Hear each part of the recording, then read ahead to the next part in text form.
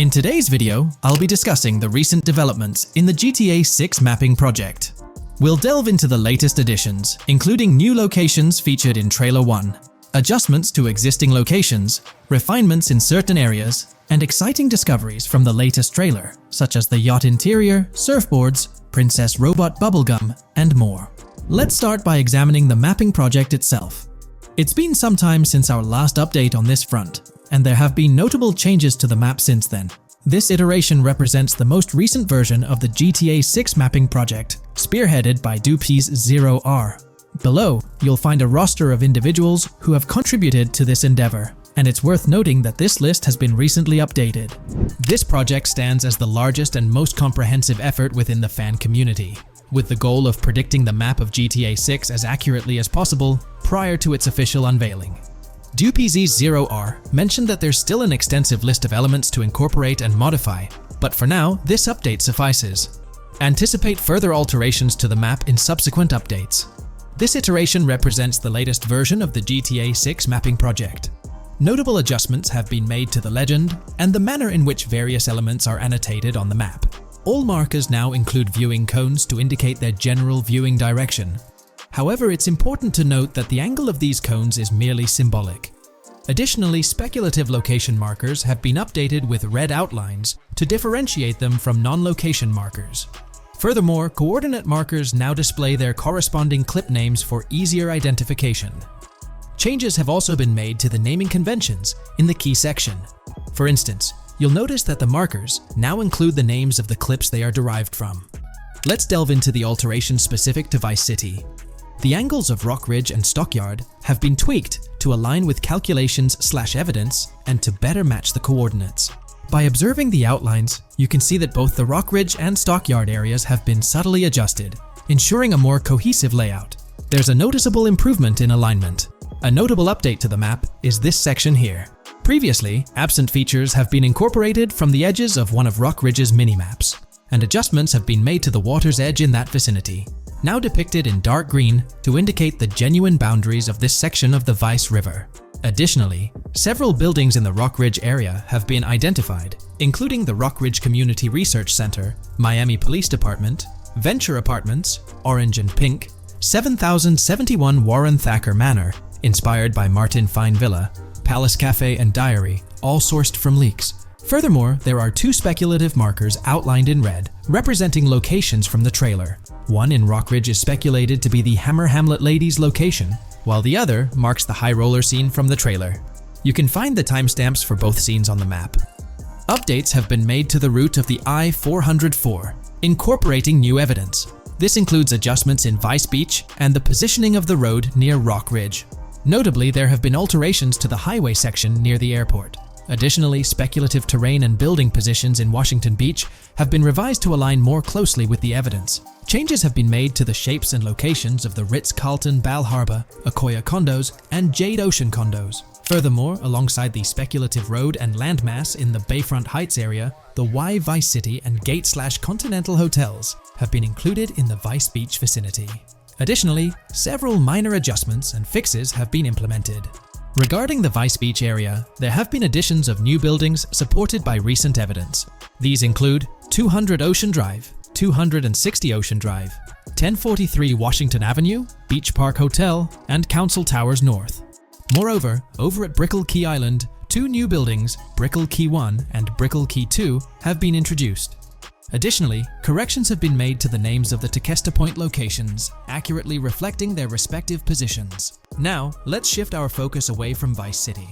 Firstly, an error regarding St. Joseph has been rectified. Previously labeled in purple, it should have been marked in red to signify that this name hasn't been confirmed in the leaks, but is either speculative or based on real-life data.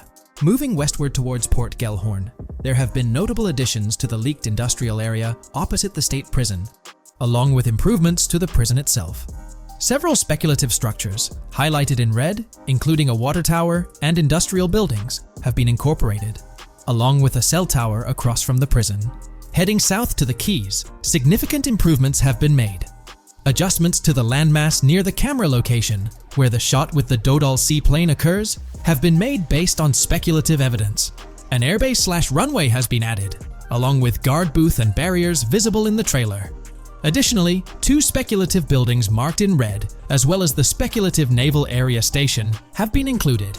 That wraps up all the updates to the GTA 6 mapping project. Share your thoughts in the comments below. There have been some significant changes with this update. But now, let's shift our attention to the discoveries made in the trailer. I also wanted to touch on these findings in this video. This marks the initial Reddit post. In the GTA 6 trailer, you can see through the yacht windows and see the interior even though it's very far away. However, in GTA 5, you can't at all see the interior even from close up. We will probably get inside the yacht and maybe even houses, or at least see inside it. In the shot of the Venetian island, it's evident that there will be a high density of yachts. It seems that the boats will be easily accessible, and based on the leaked shot featuring Jason on a boat from 2022, it's probable that players will have the freedom to enter, drive, and explore yachts like the catamaran seen in the opening scene of the trailer. Now, on to the next discovery, surfboards. Know a lot of people been talking about surfing, and while there's still nothing indicating it being an interactive minigame, surfboards are in-game and seen in the trailer. Surfboards were in 5, but only on the tops of certain cars, and a few static ones at the beach. What do you all think? Will surfboards act as decorations like they were in 5? Or will it be a fully fledged minigame? Personally, I'm not fully convinced yet, but if NPCs do have actual schedules/lives, I can't see things like surfboards just being static, especially at the beach. My guess is we'll see NPCs bring their own items to and from the beach, including surfboards, but the interactiveness is still in question. From the leaks, there hasn't been any information indicating that surfing will be an interactive activity in the game. Nonetheless, there have been numerous articles discussing this possibility, like the one mentioned here. Major GTA 6 leak allegedly hints at surfing to debut in series. The upcoming GTA 6, officially untitled, leaks are becoming more frequent and interesting, with a recent one revealing that the upcoming title will include new water sports, such as surfing. According to a report by the Dexerto gaming website, a leaker named Alix Venturas revealed on Twitter that Rockstar Games plans to improve the water physics in Grand Theft Auto 6 and will introduce several water-based activities. While the gaming studio has not officially commented on the leak, players are convinced, given that Grand Theft Auto 6 will almost certainly feature Vice City, a fictional version of Miami, Florida, known for its beaches and water activities. However, it's important to note that these rumors haven't been confirmed by either the official leaks or the trailer. GTA 6 has been announced, and it's caused a whole bunch of rumors to swirl around. We've got a list of stuff that's actually confirmed for the game, so let's dive in. Now, the game isn't coming out anytime soon. Rockstar Games is still working hard on it. But thanks to some leaks, we've got some inside info on what to expect. We're talking vehicles, game physics, and the main characters, Lucia and Jason. Plus, we've got details on the map, the huge open world, activities, and all the weapons you can play with. There's also a bunch of cool stuff going on with NPC AI, RPG elements, and some new gameplay features. People are pretty hyped about all this, and they're chatting up a storm about what GTA 6 is going to be like. Now let's check out the vehicles in the game. The GTA forums did a solid job gathering this info, so shout out to them. So we've got confirmed vehicles like the Blista Compact, Ocelot Locust, and something that looks like a 90s Buick Skylark. By the way, I'm holding a monthly giveaway for a PlayStation 5. You just need to subscribe and you're entered. Now, back to the video. There are a bunch of other cars too, without official names, like a 90s Chevy Caprice, a 2016 present Chevy Malibu, a Chevy Sonic, and a 2018 to 2022 Honda Accord. Rockstar usually gives these cars funny names. Other rides include the Albany Primo, Benefactor Shafter LWB, something that's like a mix of Ford Explorer and Tahoe from the 90s or 2000s, a 2018 present Toyota RAV4, with Lexus NX vibes and a Mercedes grille, the Pegassi Tauros, a 1980s Jeep CJA Scrambler, a 5th Gen F150, a G20 conversion van, a Brute Camper, a Vapid Speedo, HY Mixer, Metro Mover, D-Class Sheriff SUV, Mobatsu Sanchez Livery, Nagasaki Street Blazer, a 1970s Ford Ranchero, a 1971 Buick Estate, an Albany Emperor, D-Class Turbo Sabre, Yoga Classic, the Contender, and Sadler. And don't forget the Slam Van pickup, Bobcat XL, an updated Regina, Alpha, Gauntlet Classic, Moonbeam Helion, Boxville Go Postal, an unknown Albany car that's based on a 1959-60 Cadillac, a Rebel, some Asian sedan, Ferrari or Feroci, Boller, Novak, Buffalo STX, Alpha and Feudo, a Benson NF 890, Buffalo with no sports bumper, and the Stanier and Landstalker. With all these vehicles, GTA 6 is going to be quite the ride. Now let's talk about some gameplay clips making the rounds on social media. They give us a sneak peek at missions and what Rockstar is up to. One clip shows Lucia, our main character, trying to rob a place called Hank's Waffles, a diner. In this early test, the non-player characters look kinda generic and are jokingly called dummies in the game. The NPCs react to Lucia's aggressive moves, and their animations show they're pretty freaked out, kind of like what we saw in Red Dead Redemption 2. During the robbery, Lucia can aim her gun at a hostage, giving you the choice to rob or have a face-off. Taking a hostage adds some spice to the crime. Jason, the other protagonist, is there too, and you can interact with both characters during the heist. Jason pushes Lucia to hurry up and make a clean getaway, hinting at a Bonnie and Clyde-style partnership, which lines up with earlier leaks about the game's story. People are even saying that Lucia and Jason look like Eva Mendes and Ryan Gosling from the Place Beyond the Pines movie, but we're not sure if the game's story will follow a similar path. Lucia and Jason look like they're in their late 20s. You can switch between them in the game using the controller's D-pad. When the cops show up, Lucia can threaten another hostage, and it leads to a face-off with the police outside. The outdoor area looks like it's inspired by northern Florida with all the greenery. While trying to escape, Lucia and Jason rack up 2 wanted stars, but instead of a shootout, they skillfully maneuver through parked cars and hijack a police cruiser. You can tell it's an early part of the game from the tutorial-like prompts, including one about the police getting smarter and remembering cars involved in crimes. The clip ends with Lucia driving off in the stolen police car, and Jason assures her they can shake the cops. But their getaway ends with an accidental crash at an old car wash. In the next mission, Jason and Lucia hit up a strip club called Jack of Hearts and run into Dre, who's chatting with another lady. Dre talks about his music dreams and hints at someone named Boopy.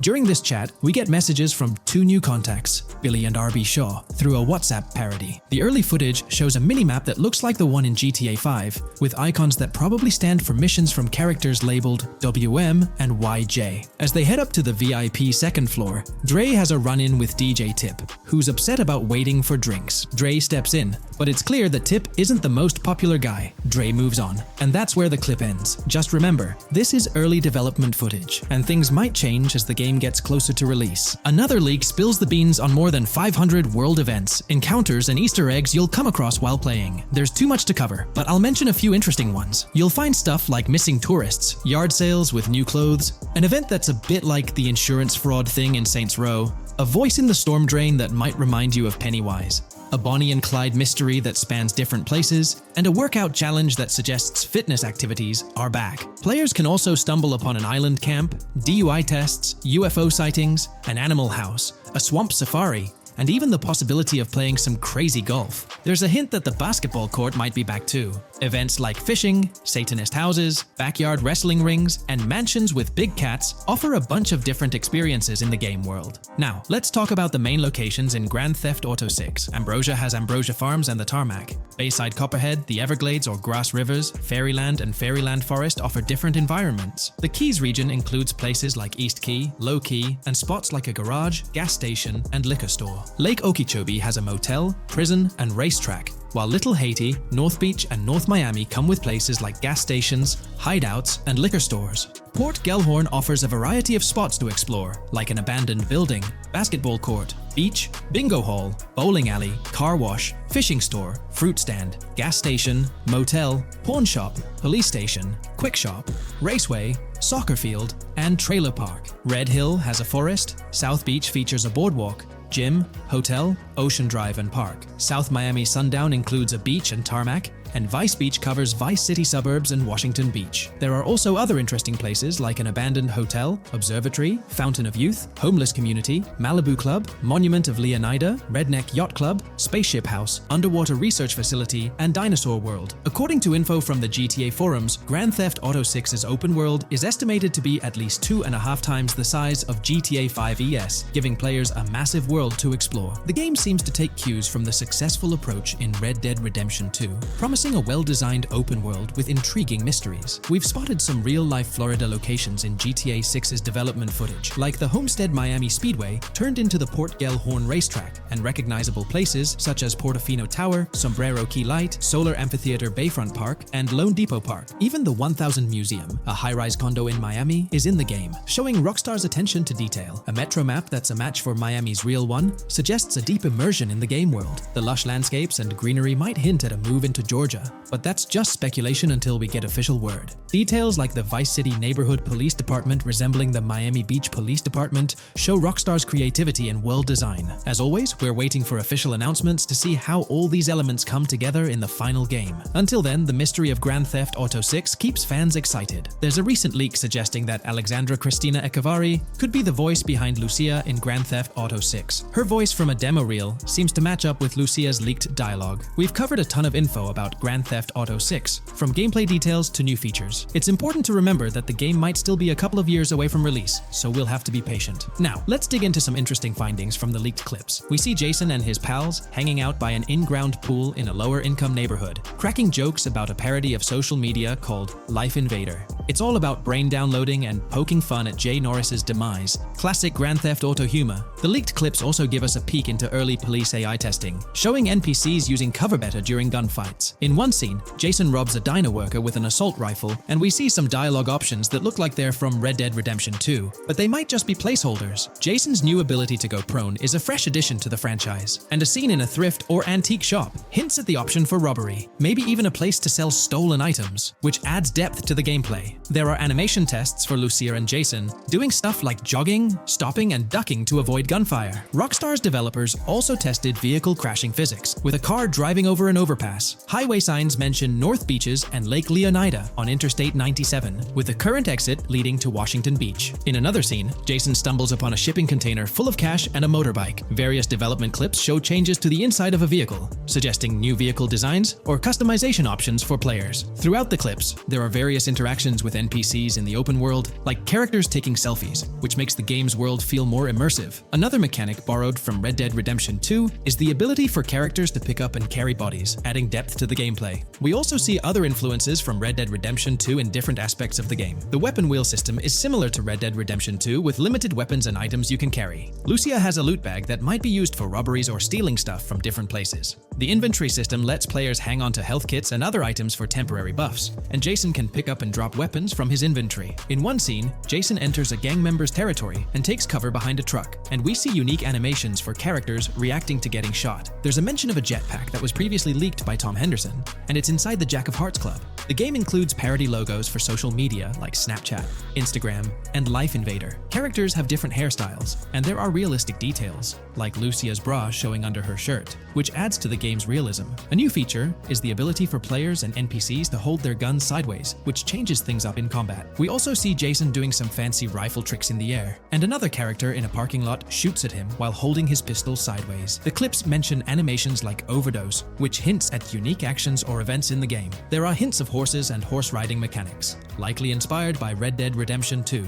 The open world is packed with places to explore, like motels, metro stations, restaurants, pawn shops, and supermarkets. Small details like being able to get a gumball from a quick shop machine add to the overall experience. The game adds RPG elements, like managing food, drinks, sweat, fatigue, and even taming animals, which gives players a deeper gameplay experience. There are references to mountain bike ramps and city bike rentals, promising fun cycling activities. The leaked clips talk about loads of weapons, from regular firearms like pistols, shotguns, and rifles, to unusual ones like golf clubs, baseball bats, and crowbars. Players can also use tools like flashlights, binoculars, and lockpicks. Players can stay in motels and hotels, with the Kingston Hotel as one option. There's even a pool party with live music for players to attend. When we talk about the positive aspects of this partnership, it's essential to highlight the potential benefits that can emerge from Rockstar's newfound support for the modding community. One of the significant upsides is the acknowledgement of the brilliant and skilled developers behind the modding scene.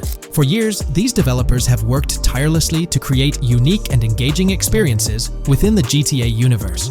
With Rockstar stepping into a collaborative space with CFX, there's an opportunity for a more symbiotic relationship.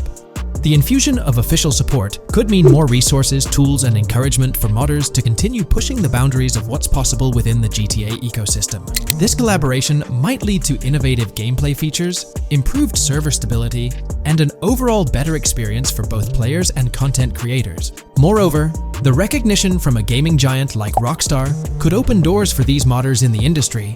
It may pave the way for potential collaborations, official partnerships, or even job opportunities within the gaming development sphere. This, in turn, could elevate the modding community to a more prominent and respected position within the gaming landscape.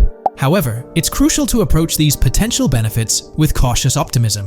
While the partnership appears promising on the surface, the reality lies in how Rockstar manages the delicate balance between maintaining control over its intellectual property and allowing creative freedom for the modding community. The outcome will heavily depend on Rockstar's willingness to foster collaboration, rather than imposing strict regulations. As GTA 6 draws closer, the impact of this collaboration will become more apparent. Whether it becomes a model for future partnerships between game developers and modders, or encounters challenges that hinder its success remains to be seen.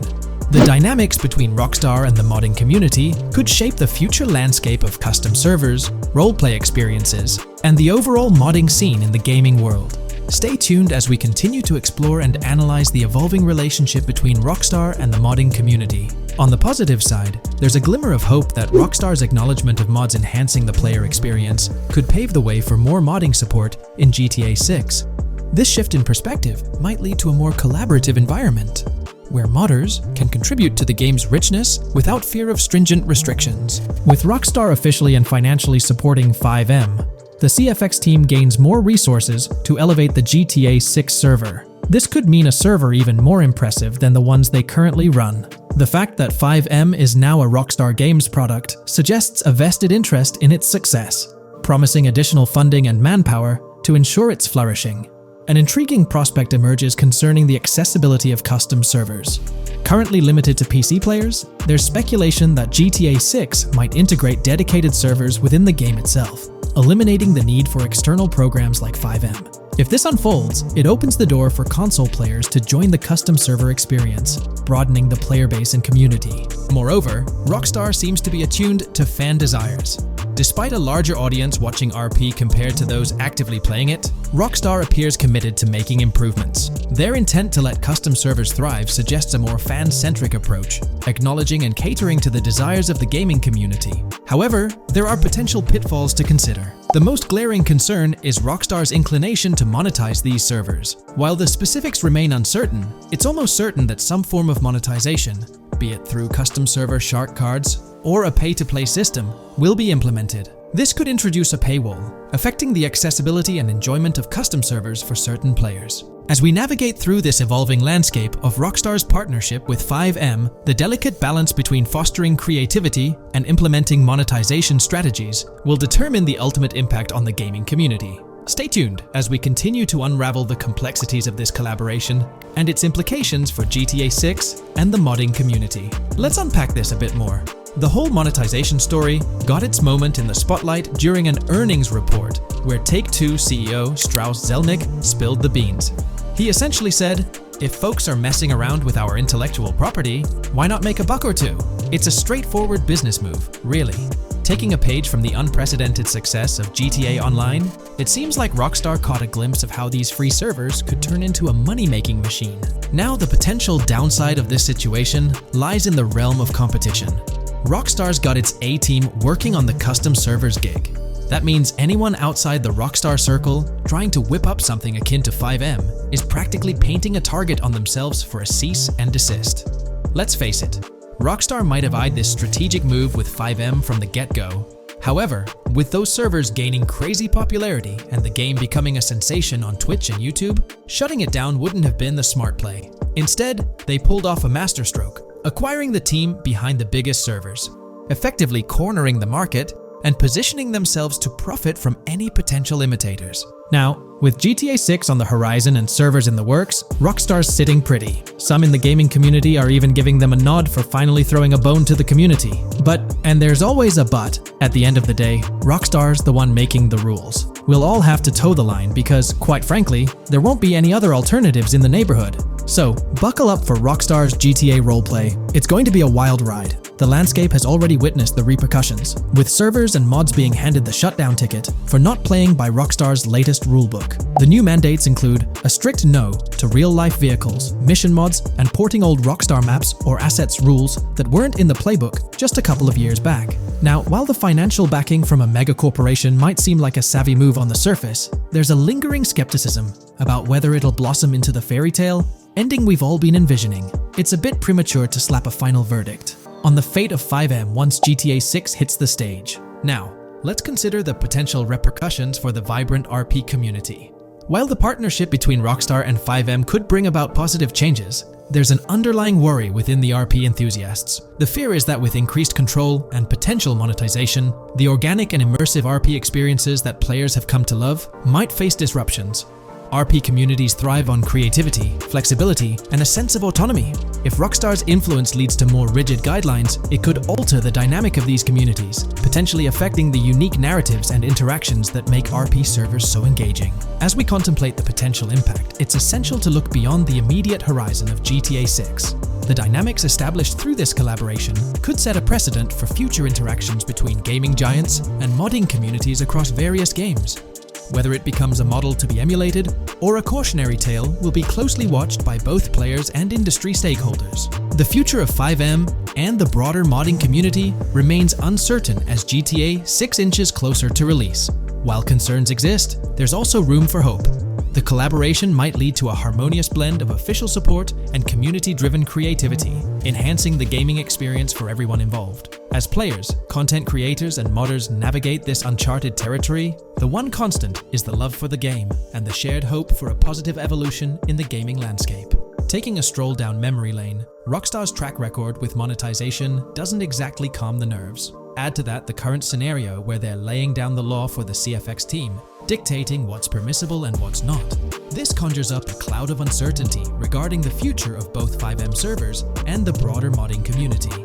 Personally, I'm a big fan of RP servers and that immersive content. It's my cup of tea. The idea that the same company that set the stage with GTA 5 might potentially tarnish FiveM, turning it into a monetized maze with no alternatives, that's a bit of a buzzkill. Yet, here we are, in the waiting room until GTA 6 steps into the limelight.